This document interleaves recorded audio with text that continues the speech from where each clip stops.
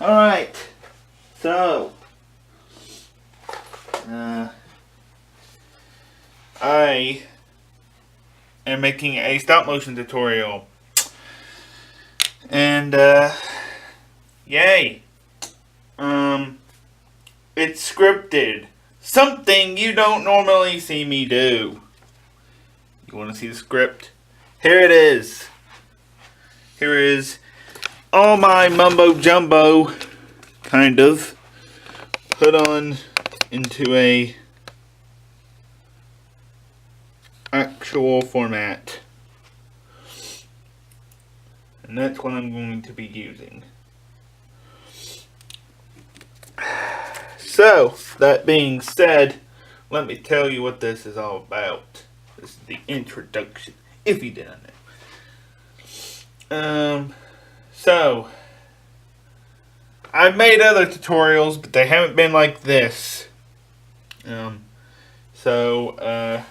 This will be very basic. I'm not going to spend too long on each subject. I prepared just enough to tell you what I think goes into making a stop motion and how I go about doing things. Into a nutshell. Put into a nutshell. When you're one person and you're doing this alone compared to people who have brothers and sisters about the same age interested into this, it's quite a challenge. And so yeah, this is a tutorial on how I do my stop motion using my specific style, and I have handled animation by myself. There are 3 simple steps to highlight in this video. They will be made clear in this video. So, stop motion is basically making illusions of life, all that nonsense, or all that stuff, should I say. Not nonsense, but, you know, the illusion of life. The illusion that a plastic object, such as Mr. Bruce Banner here, this is not in my script, but for you who don't know,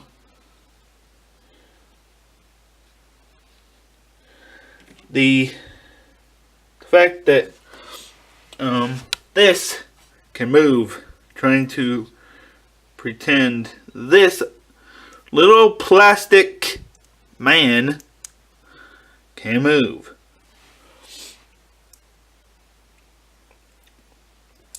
There are obviously way better tutorials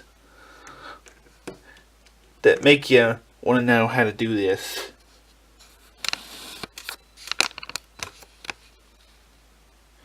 That make you want to do this. Take a picture. I could do that, but I'm not going to do that.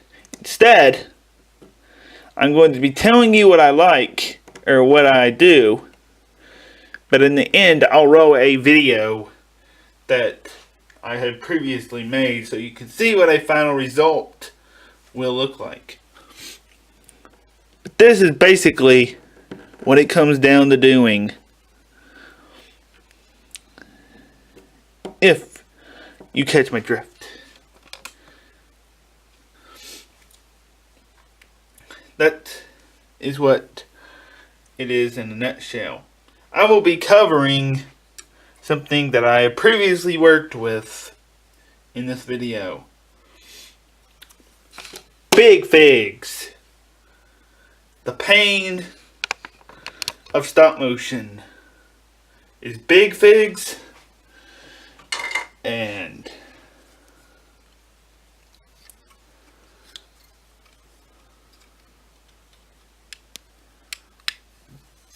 giant robots made to fight said medium object.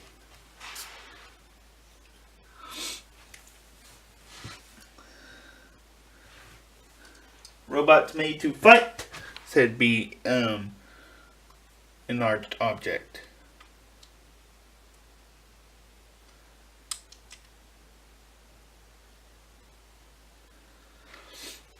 So you got Kilo versus Hulkbuster. I don't even know if my camera even has a perspective button on it. To make Kilo look the bigger size. I'm scared to honestly just mess with my camera because it's so big. It kind of is in the script though. But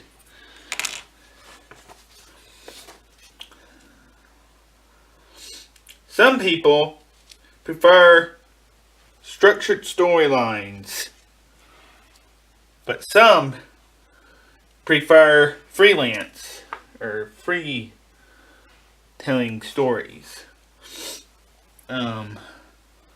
My series doesn't always connect the best, but I guarantee you that Deception, the one that's on now, the one that I create now, would not be possible if the other ones did not happen. So, yeah, I probably would not be making that with it.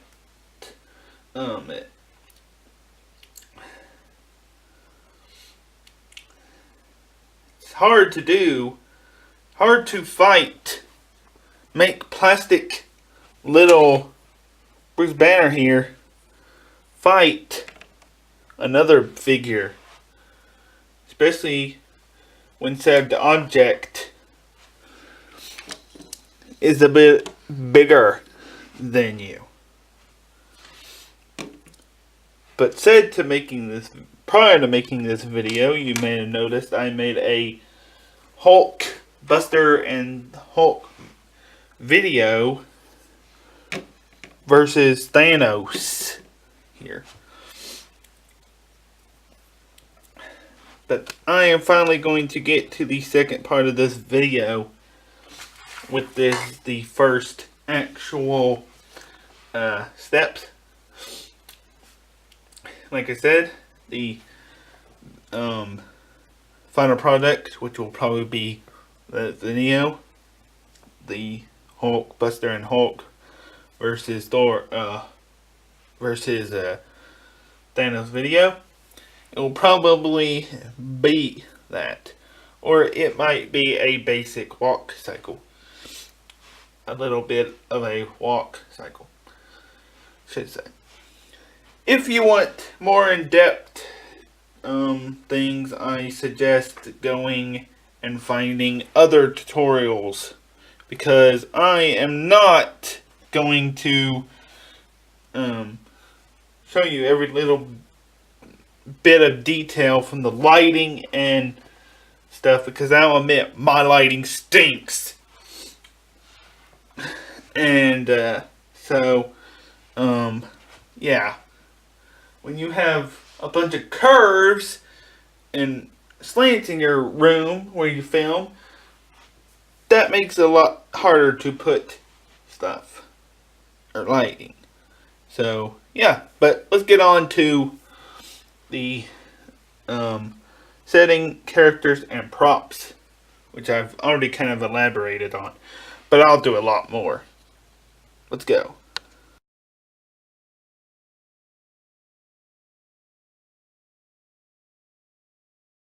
Alright, what you just witnessed was the intro to the stop motion tutorial.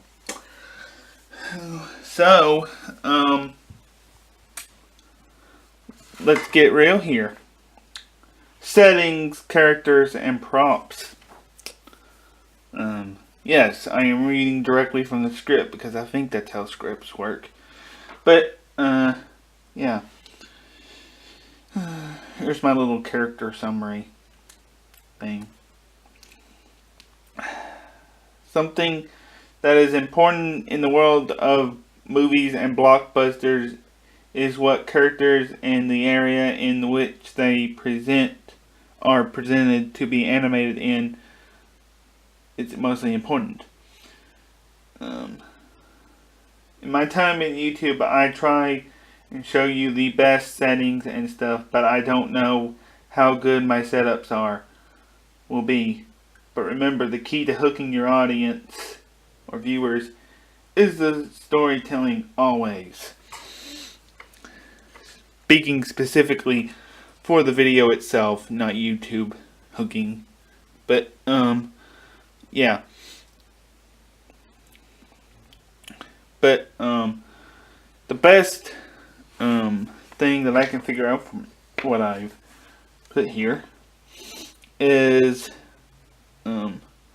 you want to make your story as entertaining as possible. If you're the ones that can, if you're a person that can come up with so good storylines, that you are able to interconnect storylines. If you're able to do that, then you'll have no problem with stop motion. You can learn to do that, but it's a very hard and difficult thing to have to do to make. And I have an issue with it. There's no doubt that I have an issue with it. But I'm just saying, you can always try again if you don't get it right the first time. You can always put out your first stop motion, even if it's the worst thing ever, and let the people of the world watch it.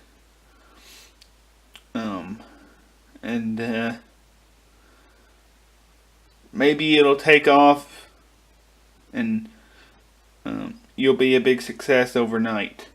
But I'm not guaranteeing you will be. But because I definitely wasn't. It took me 3 or 4 YouTube channels to get successful with this. And look where I'm at now. 300,000 or 3,000. Yeah, 3,000 subscribers. So over 3,000, getting forever closer to to 4,000. And I also couldn't thank you guys enough for that, for the support. Just remember, trying your best is always what matters. You are not going to please everybody, but as long as you try and not let people get down on you, that's what matters. That's some advice as well.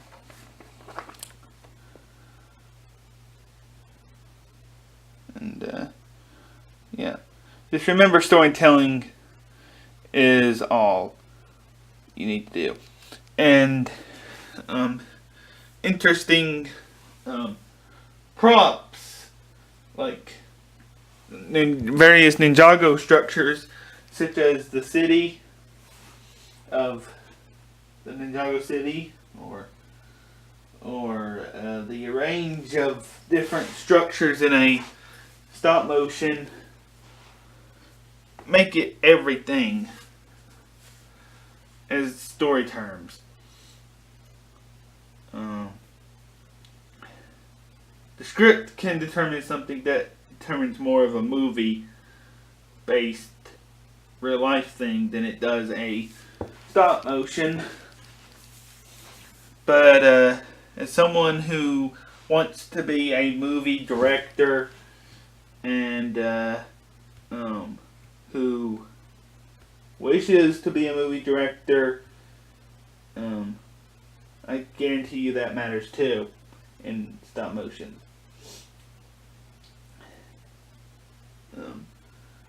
And you want to buy a good camera as well, I'll tell you that. Mine, I switched from a Canon to a Nikon last year, and this baby's pretty good. This thing's pretty good, I tell you. pretty nice. So, yeah. It's very difficult at first, but, yeah, especially when I've been using the first camera I had. Now I'm going to get into a LegoShowTV camera timeline. But, first camera I had starting off was my sister's. Then I broke that. Then I got the second one, which I left the charger down in Florida, in Georgia to be more specific. And then I got the one more recently before this one. And then last year I got this one.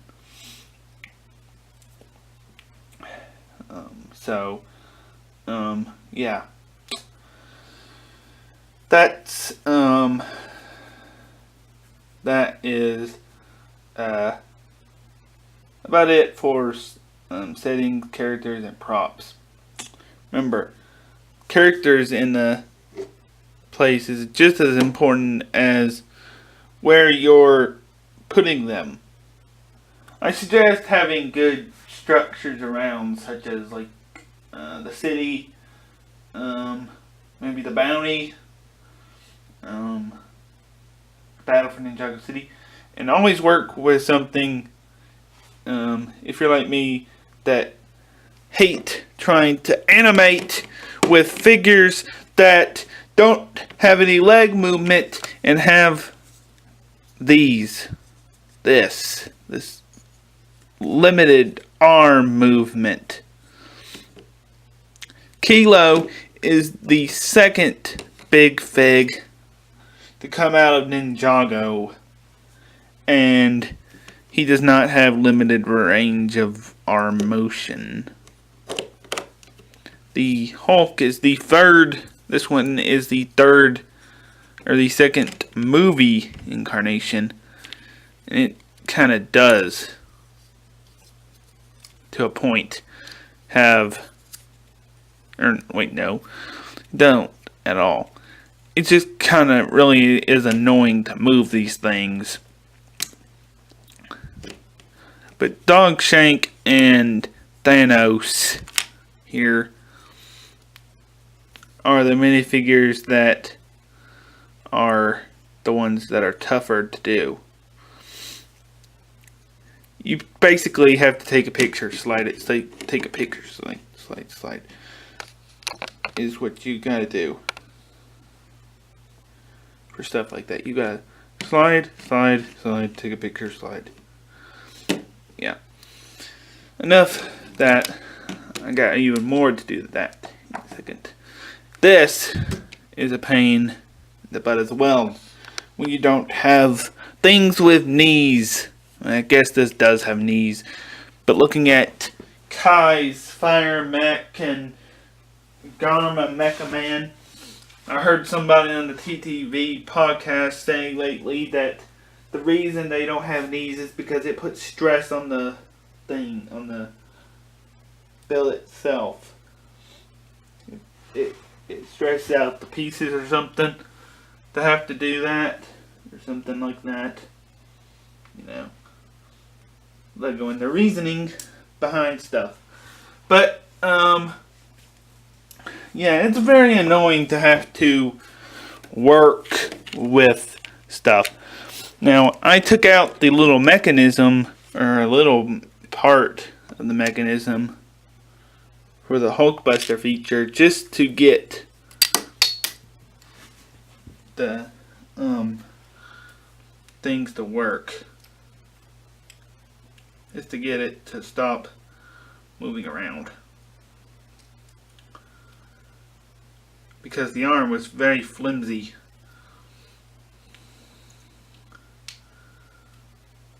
And did not want to behave because gravity. But yeah.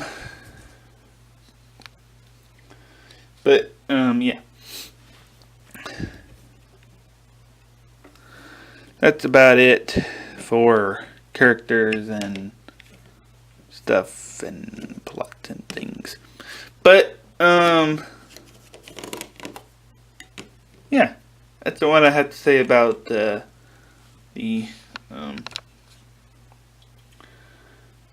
characters, sets, and plots.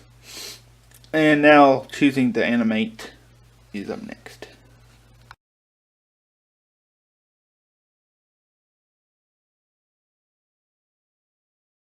This is probably the longest part of my script. And here's a little thing. A little summary. Oh goodness. Choosing to animate. Feel like I'm doing a report. But, yeah.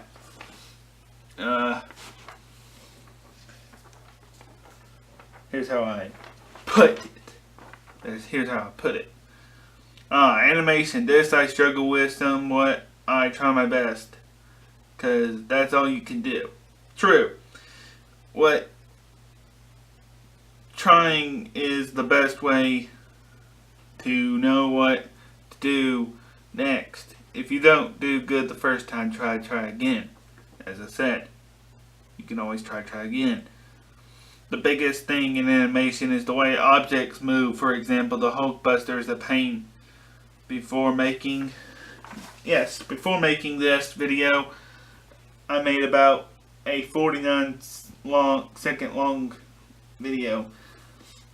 Not very many pictures, a total of 73 if you want to count. I ran out of what to do, so I stopped filming. I didn't want to go on forever. Plus, it wasn't meant to have a true story. It wasn't. I do more pictures when I have a full-length episode to put out. But what I am saying is the Hulkbuster is really annoying to use. Yes, it is.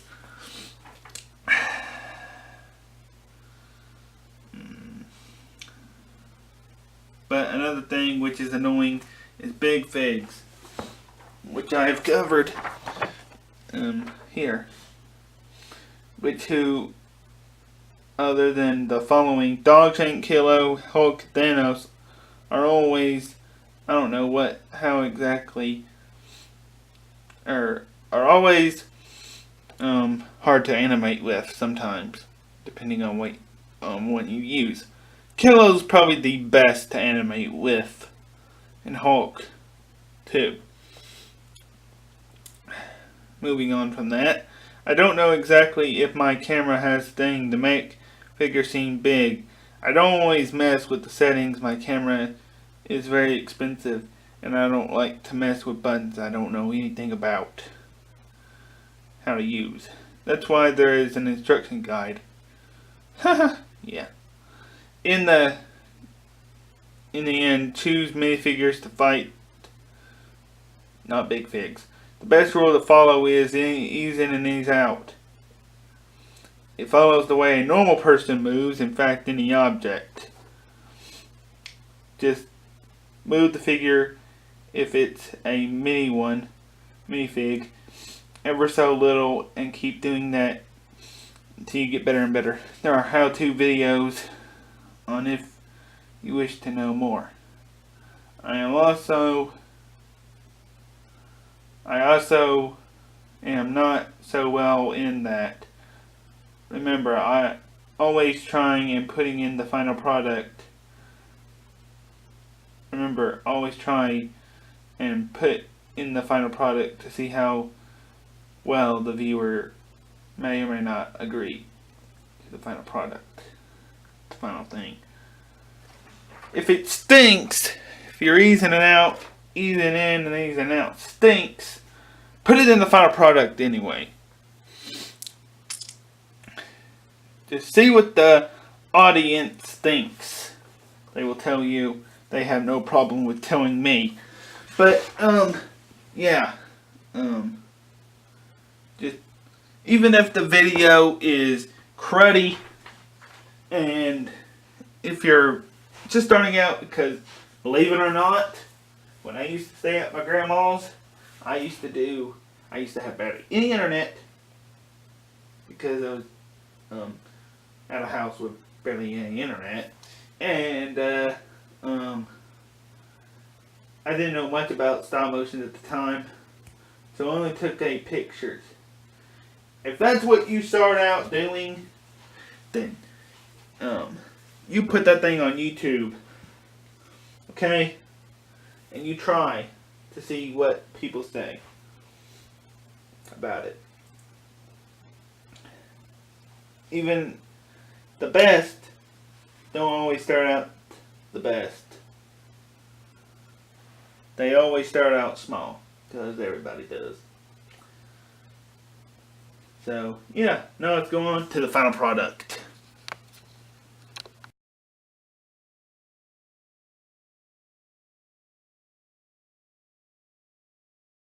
So at the end of this video, there will either be a walking cycle or the video that I presented to you, that I told you about, that I made prior to making this. I always use Movie Maker because I don't have the money to even try and get an iMac, or even better way to edit. But the frames per second I use, or duration in this case on Movie Maker, is 0.10. That's what people have recommended me. It means 10 pictures for every second. So if you're doing like at least 200 pictures, that's 10 pictures for every second, I guess. That's what they're saying. That's what I've interpreted as. Whatever software you wish, you can use whatever software you wish, but Movie Maker is good, even if you've been doing it as long as I have.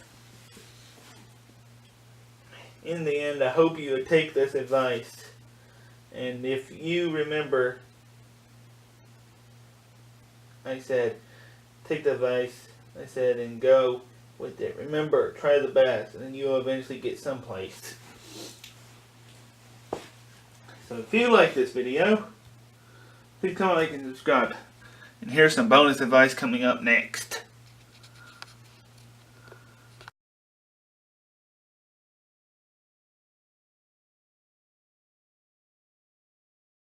So at the end of this video, there will either be a walking cycle or the video that I presented to you, that I told you about, that I made prior to making this. I always use Movie Maker because I don't have the money to even try and get an iMac, or even better way to edit. But the frames per second I use, or duration in this case on Movie Maker, is 0.10. That's what people have recommended me. It means 10 pictures for every second. So if you're doing like at least 200 pictures, that's 10 pictures for every second, I guess. That's what they're saying. That's what I've interpreted as. Whatever software you wish, you can use whatever software you wish, but Movie Maker is good, even if you've been doing it as long as I have. In the end, I hope you would take this advice, and if you remember, I said, take the advice, I said, and go with it. Remember, try the best, and then you'll eventually get someplace. So if you like this video, please comment, like, and subscribe. And here's some bonus advice coming up next.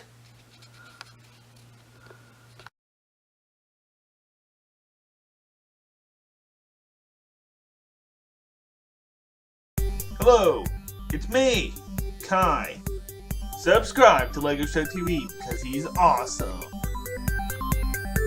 He needs you guys to subscribe so he can make me look like I'm moving. If you're a true fan of Ninjago, you will subscribe to him.